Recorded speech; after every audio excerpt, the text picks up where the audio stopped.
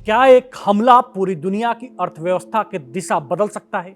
खाड़ी में बढ़ते तनाव के बीच ईरान ने ऐसा दांव चला है जिसने अमेरिका और यूरोप और एशिया तक को हिला दिया है।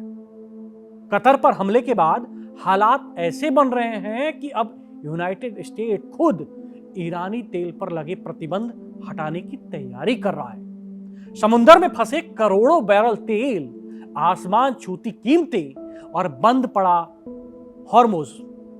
क्या दुनिया एक ऑयल वॉर की तरफ बढ़ रही है?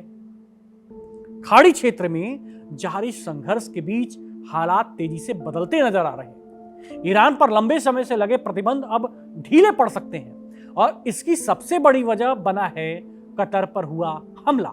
इस घटनाक्रम के बाद यूनाइटेड स्टेट्स ने संकेत दिए हैं कि वो ईरानी तेल को वैश्विक बाजार में आने देने पर विचार कर रहा है।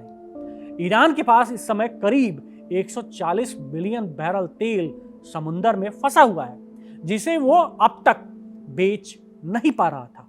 अगर अमेरिका इन पर से प्रतिबंध हटाता है तो ये तेल तुरंत बाजार में आ सकता है। इससे न केवल ईरान को बड़ी आर्थिक राहत मिलेगी, बल्कि वैश्विक बाजार में सप्लाई भी बढ़ेगी। अनुमान है कि इससे ईरान को कम से कम 15 अरब डॉलर की कमाई हो सकती है, जो युद्ध के समय में उसके लिए एक बड़ा सहारा साबित होगा। इस पूरे घटनाक्रम के बीच कच्चे तेल की कीमतें भी तेजी से बढ़ रही हैं। अंतर्राष्ट्रीय बाजार में कीमतें 140 डॉलर प्रति बैरल तक पहुंच चुकी हैं। सऊदी अरबिया ने चेतावनी दी है कि अगर हालात नहीं सुधरे तो यह कीमत 180 डॉलर प्रति बैरल तक जा सकती है। इसका सीधा असर दुनिया की अर्थव्यवस्था, महंगाई और आम लोगों की जिंदगी पर पड़ेगा। इस संकट की जड़ में है स्ट्रेट ऑफ हॉर्मुज, दुनिया का सबसे अहम तेल मार्ग। ईरान ने इस रास्ते को आंशिक रूप से ब्लॉक कर दिया है, जिससे तेल और गैस की सप्लाई बुरी तरह प्रभावित हुई है। रिपोर्ट्स के मुताबिक करीब 1000 जहाज अभी भी इस रास्ते में फंसे हुए हैं। हालांकि ईरान ने लारक द्वीप के पास एक सुरक्षित गलियारा बनाया है, जिससे कुछ जहाजों को निकलने दिया जा रहा है, लेकिन इसके लिए भारी शुल्क भी वसूला जा रहा है। 28 फरवरी को यूनाइटेड स्टेट्स और इजराइल द्वारा ईरान पर हमले के बाद तेहरान ने साफ कर दिया था कि वो इस युद्ध को लंबा खींचने के मूड में है।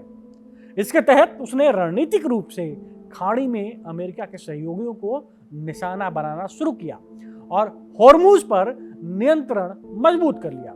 अब स्थिति यह है कि एक तरफ अमेरिका वैश्विक बाजार को राहत देने के लिए ईरानी तेल को अनुमति देने की सोच रहा है, वहीं दूसरी तरफ ईरान इस स्थिति का इस्तेमाल दबाव बनाने के लिए कर रहा है। अगर यह संकट लंबा खिंचता है तो तेल की कीमतों में और उछाल आ सकता है, जिससे पूरी दुनिया को आर्थिक झटका लग सकता है। यह सिर्फ एक क्षेत्रीय संघर्ष नहीं रहा, यह वैश्विक अर्थव्यवस्था और ऊर्जा सुरक्षा का बड़ा सवाल बन चुका है।